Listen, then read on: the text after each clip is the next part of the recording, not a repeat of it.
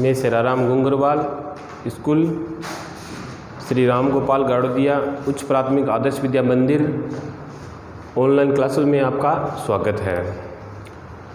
आज हम पढ़ रहे हैं विज्ञान में कक्षा 6 में पाठ 4 समूहों के वस्तुओं के समूह बनाना।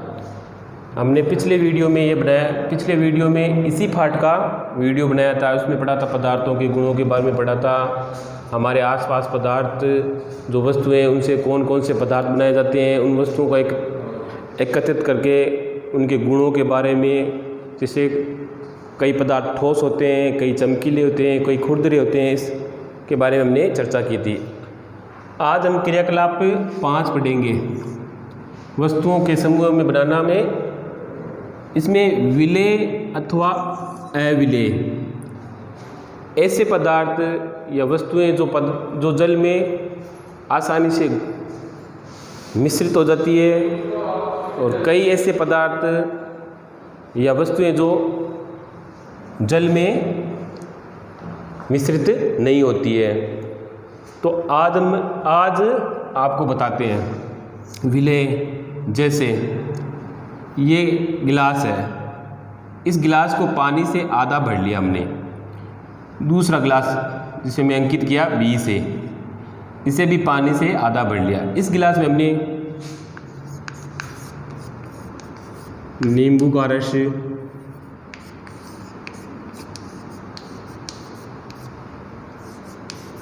सिरका आदि डालकर हम इसे अच्छी तरह से चम्मच से हिलाते हैं। हम देखते हैं, और नमक है,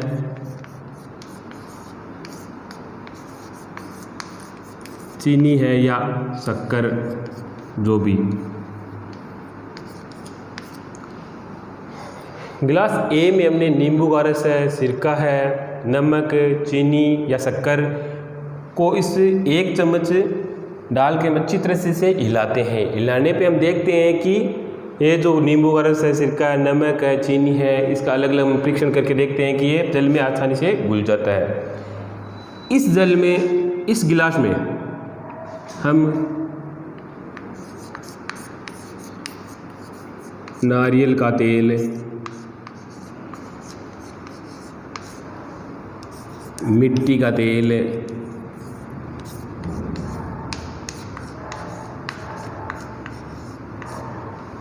नारियल का तेल, मिट्टी का तेल आदि इसमें हम डालते हैं। इसकी बूंदें डालने पर हम 5 या 7 मिनट में देखते हैं। अच्छी तरह से इसे चम्मच से हिलाने के बाद हम देखते हैं कि ये अपनी ही अलग ही एक परत बना लेते हैं,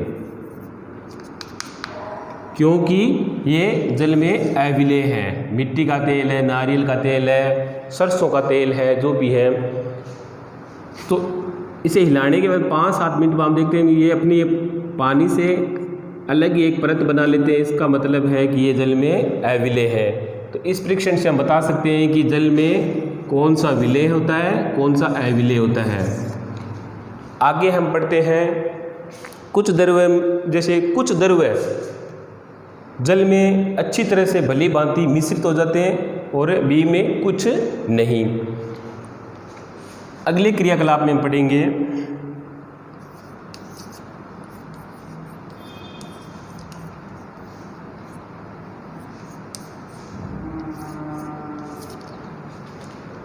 छह क्रियाकलाप हम देखेंगे। इनमें से थोड़ा और देख ले। कुछ गैसें ऐसे भी होती हैं जो जल में विलेय भी होती है, कुछ नहीं होती है। जैसे ऑक्सीजन जल में विलेय होती है, जिसे जल में रहने वाले जीवाणु के लिए वो जीवधारक होती है, और कुछ गैसें जल में विलेय नहीं होती है। अब क्रियाकलाप 6 में देखें, वस्तुओं जल में तैरते हैं, तैरने वाली कुछ डूब जाती है।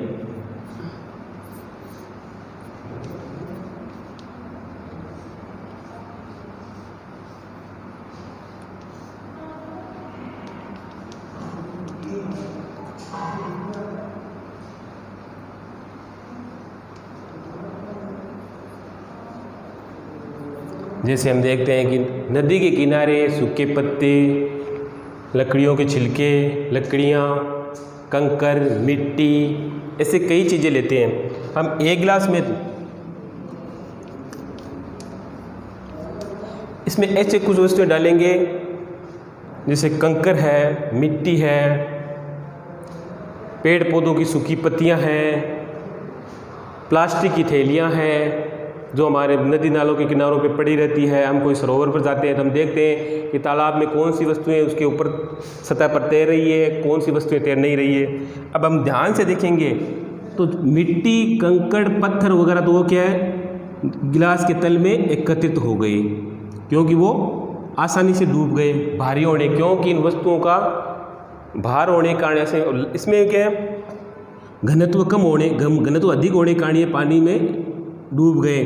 और कुछ ऐसे जैसी पत्ते, पेड़ पौधों की सूखी पत्तियां हैं, लकड़ी है, आदि प्लास्टिक की थैलियां हैं, वो पानी की सतह पर तैरती रहती है। यानी कुछ पदार्थ ऐसे होते हैं जो जल में आसानी से डूब सकते हैं, कुछ से नहीं डूबते। इस आधार पर हम बता सकते हैं कि पदार्थों के समूह में हम पता लगा सकते हैं कि कुछ वस्तुएं डूब सकती है, कुछ वस्तुएं पानी की सतह पे तैरती है। आगे हम पढ़ते हैं पारदर्शिता।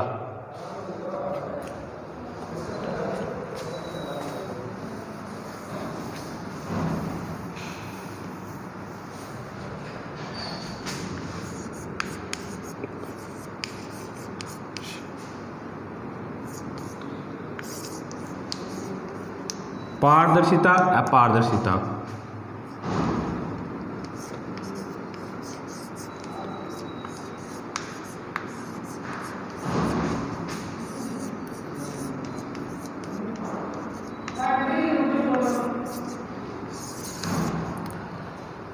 पारदर्शिता तथा अपारदर्शिता के बारे में हम चर्चा करेंगे। पदार्थों अथवा सामग्रियों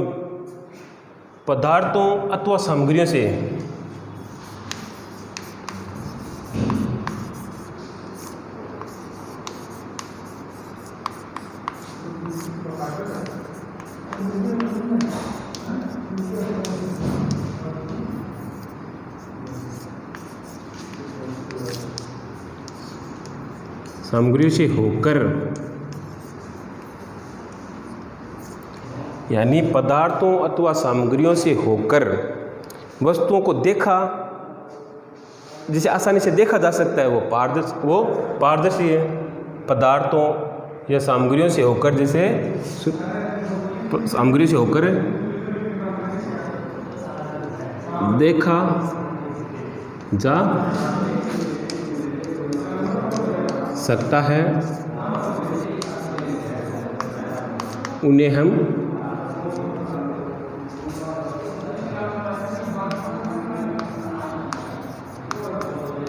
पारदर्शिता कहते हैं। जैसे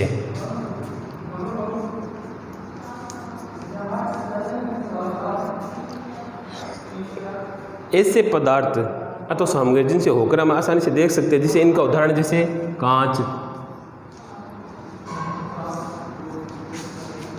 जल, वायु तथा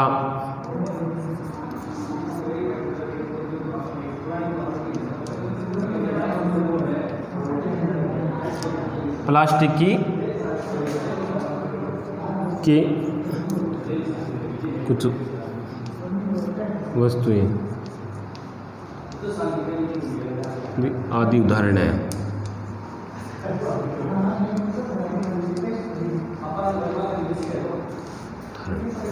यानी पारदर्शिता में हम पता लगा सकते हैं कि जैसे हम बचपन में जब हम खेलते कूदते थे या लुका छुपी खेलते थे तो हम ऐसे स्थानों पे छिपने का प्रयास करते जहाँ से हम आसानी से नहीं देख पाते।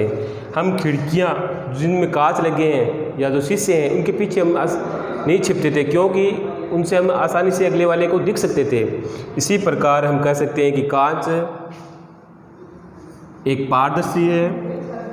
जल है, जल में कोई पड़ी हुई वस्तु, जैसे हमारा कोई जल कोई पात्र है, उसमें कोई सिक्का डूबा हुआ है या कोई मान लो अन्य वस्तु है, कंकर है, पत्थर है, हम उसे आसानी से देख सकते हैं। तो जल भी क्या है, पारदर्शी है। वायु भी एक पारदर्शी एक प्लास्टिक की कुछ ऐसी थैलियाँ हैं या कुछ ऐसे पदार्थ जिसे हम कुछ वस्तुओं का हम आसानी से देख सकते हैं, वो इसके विपरीत अपारदर्शी पदार्थों अथवा सामग्रियों से होकर जिन्हें आसानी से नहीं देखा जा सकता है वो अपारदर्शी होते हैं। जैसे लकड़ी के बॉक्स है, लकड़ी के बॉक्स में क्या रखा है हमें पता नहीं चलता है।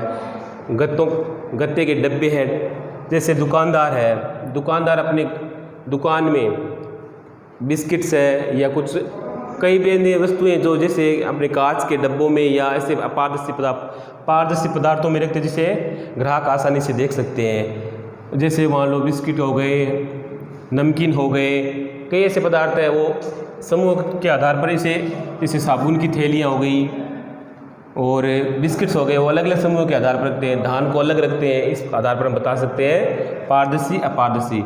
इनमें होता है पाराभासी।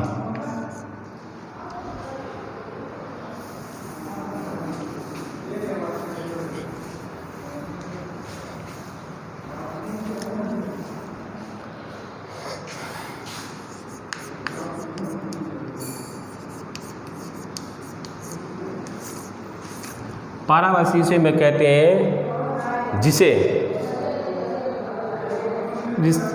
ऐसे पदार्थ या वह सामग्रियों के माध्यम से जिसे हम आसानी से पदार्थों से हम देख तो सकते हैं पर साफ स्पष्ट नहीं दिखाई देता है, उसे ऐसे पदार्थ जिनसे होकर वस्तुओं को हम आसानी से देख सकते हैं लेकिन स्पष्ट नहीं देख सकते हैं, उन्हें हम पाराभासी कहते हैं।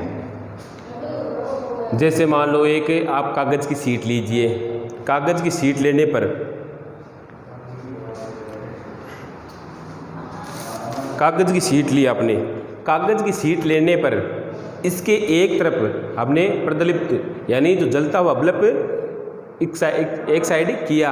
अब हम देखते हैं कि इस साइड से हमें दिखाई देता है और फिर हम उस कागज़ पर, कागज़ की शीट पर या मान लो किसी चिकने पदार्थों के धब्बे डाल, मान लो उसमें तेल है वगैरह जो भी सरसों का तेल है, नारियल का तेल है, इसमें चिकने पदार्थ धब्बे बनाकर फिर हम उस बल्ब को प्रज्वलित करते हैं यानी जलाते हैं। फिर हम देखते हैं कि वो उसकी तुलना में हमें अधिक स्पष्ट दिखाई देता है। इसलिए हम कह सकते हैं कि जो वस्तुएं पदार्थों सामग्रियों से हमें होकर आसानी से दिखाई तो देती है लेकिन स्पष्ट नहीं दिखाई देती, इसे हम पराभासी कहते हैं। इसी प्रकार हम बता सकते हैं कि पदार्थों के समूह के समूह को एकत्रित करते हैं उसके गुणों के समानताओं तथा विभिन्नताओं के आधार पर किया जा सकता है। इसलिए तो बच्चों आपका ये पाठ आज समाप्त हुआ, इसके प्रश्नोत्तर आपको करना है। धन्यवाद।